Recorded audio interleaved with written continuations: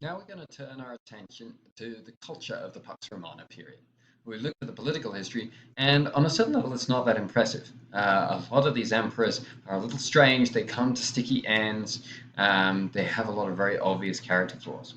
In the end, what's so impressive about the Roman Empire is Roman pragmatism. Romans who were able to sort out these problems and keep the empire together, to give the vast number of inhabitants in the empire increased peace, prosperity that they had never enjoyed before, even while they had these dysfunctional rulers.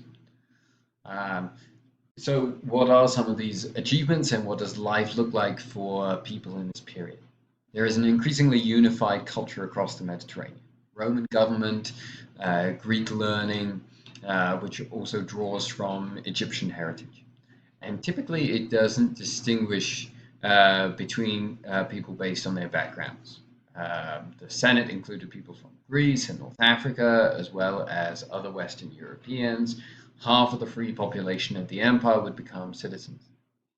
The most vulnerable members of Roman society, who were women and slaves, saw their rights increase during this period. Um, most women retain control of their dowries, the money they brought into the marriage after the death of their fathers. They were able to get divorced. They had authority over the home. Wealthy women who were married as young as 12 or 13 had slaves who assisted them in the home. Men married in their 30s and did business outside the home. Slaves were more valued because the wars of conquest that had produced the cheap labor in the time of the fall of the Republic were a thing of the past. And so slavery certainly exists, but it's definitely not on the sort of slave market, huge slave market scale that we tend to think of. And as we saw with Vespasian, there are growing rights that are being established for slaves in Roman society. Uh, Rome and Roman culture were also found in the world of entertainment. Rome now had a population of about 1 million, and there were other great cities like Alexandria in Egypt, Antioch in Syria, Carthage in North Africa that had populations of about 250,000. There were other larger towns that were emerging throughout the empire, and it's a sign of prosperity and stability when you have large towns. That suggests there's a consistent food supply into the towns. People aren't having to try and feed themselves and just become farmers. And we saw this when we looked at the history of ancient Greece and the Dark Ages. The most popular entertainment was the blood sports of the Roman amphitheater. The fights among wild beasts, gladiators, criminals, other wild beasts all fighting one another before audiences of thousands. Gladiators were the media darlings of the Roman world. They could command up to $250,000 for an appearance. Kind of compare that with a modern athlete. The star gladiators would only fight a couple of times a year. Most of them, contrary to popular opinion, did not fight until the death. Many of them were not slaves, but were criminals, or they were free persons who were looking for a life of adventure. And so here we see the violence of Roman culture. We haven't talked about it as much recently, but it is still there and it is still present. We see that making an appearance here. Chariot races, if anything, were even more popular. There were 4 main teams in Rome. Each had fanatical fan clubs. Again, think modern sports fans. And sometimes these fan clubs were aligned with certain political factions and fought one another on those grounds. There are also Greek-style theatres and productions, and so that's kind of a more sophisticated taste that's also present in this society. The combination of the Roman Empire and the Pax Romana created a huge and growing economy. We find goods being shipped throughout the Roman Empire by sea, by road, by camel if you go far enough east. You have a unified currency system that simplifies transactions. You have low tolls and tariffs from taking goods from one area to another.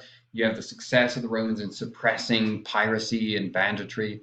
And you have a variety of different regions that are all producing different types of goods, ceramics from Southern Europe, metal and wool from Northern Europe, animals from sub-Saharan Africa, even more expansive foreign trade from India and China, where you have the exchange of Roman gold and silver, wine, horses, exchanged for the perfumes and the silk provided by the Middle East, provided from the Far East.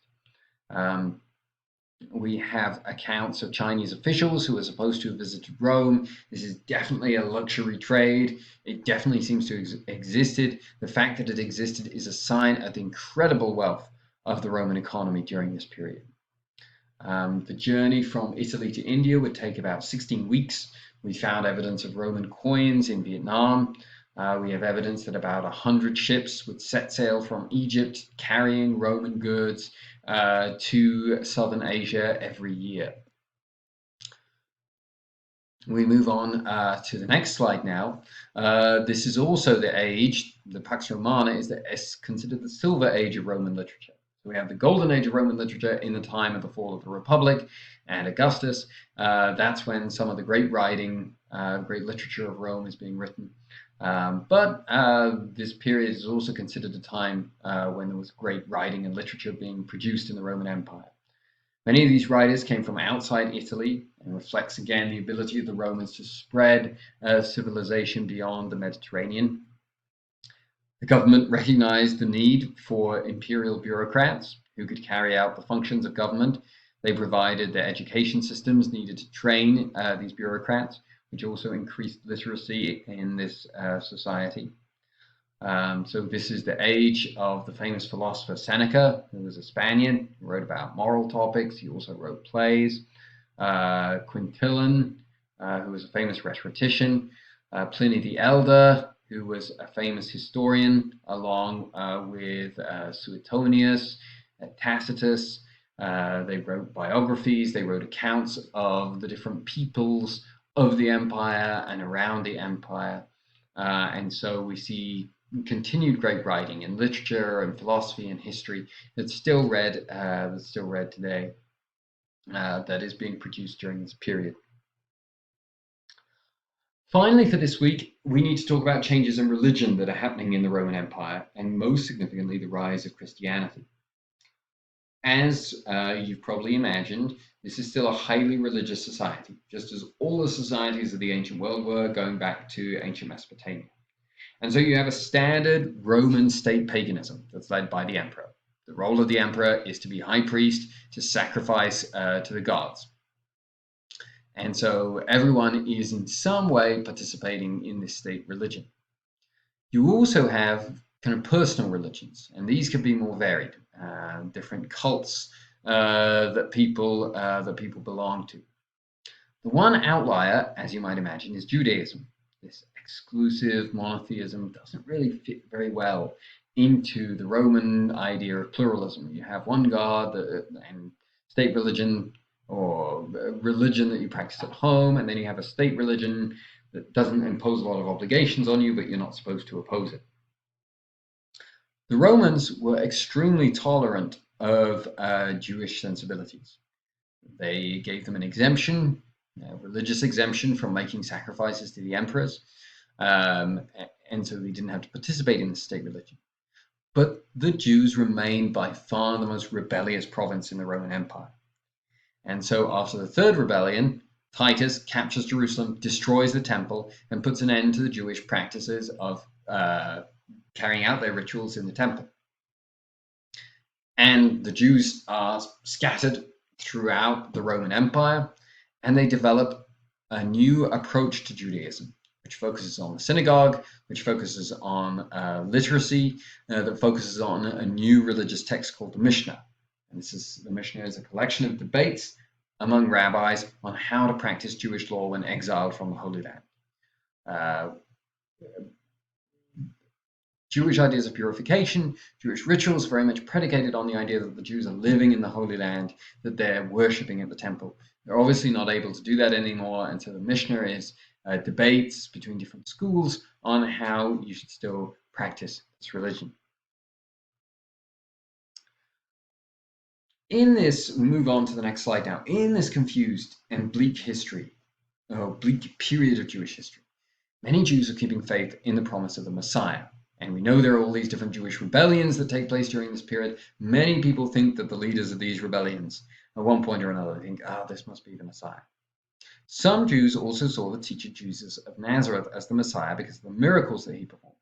But he always distinguished himself from these leaders for a couple of reasons. He didn't claim just to be able to interpret the law. He claimed to be the Son of God and even God himself. He also didn't preach violent uprising against Rome. The leaders of the Jews became worried about him and turned him over to the Romans, who were ruling Judea at the time, for trial. And although the Roman prefect, Pontius Pilate, found him innocent, he consented to the execution of Jesus at the instigation of the Jews. Jesus' followers, however, taught that this death was a perfect redeeming sacrifice, which meant that if people followed the teachings of Jesus, their sins could be forgiven and they could be saved in a happy afterlife. The early Christians still retain much in common with their Jewish ancestors. They settled in urban environments. The Christian religion initially spread among Jewish populations who were convinced or were able to be convinced that this Jesus was the Messiah. They were led by bishops who were considered successors of the first apostles. They determined the scriptures, the holy texts of this religion. They determined the correct rituals should be practiced for this religion.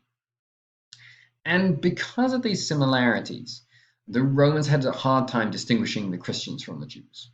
Well, it's just some sort of weird offshoot of Judaism. The destruction of the temple changes that, because after the destruction of the temple, you have this divergence between Christianity and Judaism. The religion that the Jews are practicing is now quite different from the religion that the Jews are practicing in the time of Jesus. You've introduced new books, you've introduced new rituals, you've introduced a new way of life.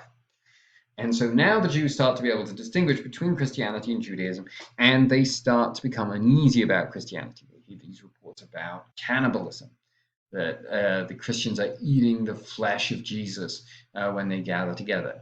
Reports that these Christians won't participate in the state religion, they won't sacrifice to the emperor. And more importantly than that, this is a religion that's not restricted just to Jews. And so it's a religion that could spread throughout the empire and could lead to a widespread renunciation of the Roman state religion. And so although the Romans remain generally tolerant of the Christians, there are still persecutions that break out. Under the time of Nero, for example, when the Christians are persecuted, and those Christians who take on torture and death rather than giving up their faith are venerated as martyrs, witnesses to this religion, who at best followed Christ. Nevertheless, prominent Christians continue to feel confident addressing defenses of Christianity to Roman religions and even writing to the emperors themselves. So it isn't as though there's an ongoing persecution of Christians and the Christians are living underground. This is going to bring to an end to our study of the Pax Romana. By the end of the 2nd century, Rome had achieved great wealth, great stability. But at the same time, you can see the seeds of religious challenges, economic challenges, political problems that will pose immense challenges to its survival.